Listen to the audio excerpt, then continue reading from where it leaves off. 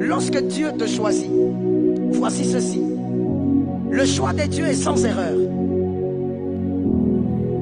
Le choix de Dieu, je dis, si c'est toi, c'est à toi que je m'adresse.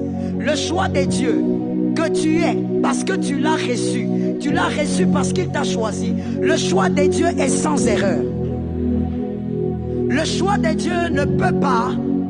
Je parle du choix de Dieu qui en lui-même est sans erreur. C'est-à-dire, quoi qu'il arrive dans le parcours de ce choix, Dieu aura toujours raison. Ainsi, Dieu a choisi une fois. Il choisit Adam, il choisit Ève. Mais vous connaissez l'histoire. Le serpent vient piéger Ève. Mais je dis à quelqu'un, et je choque quelqu'un en disant, puisque Ève était le choix de Dieu, est-ce que vous vous rappelez quel était le choix de Dieu? Est-ce que vous vous rappelez quel était le choix de Dieu? Elle était le choix de Dieu. Il a dit, je veux faire une aide semblable, puisqu'elle était le choix de Dieu. Alors qu'elle avait péché, je dis à quelqu'un en le choquant, que le péché de Ève était toujours à l'avantage de Dieu.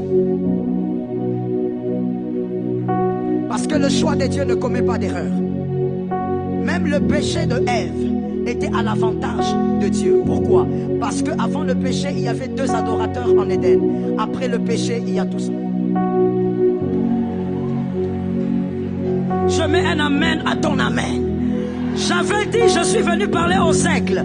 Si tu es une poule, excuse-moi, mais je suis venu parler aux aigles. Je disais, le choix de Dieu, dans le choix de Dieu, quand il te choisit, toi la personne, tu commettras des erreurs parce que tu es imparfait. Mais son plan n'a pas d'erreur. Il récupérera toujours la situation.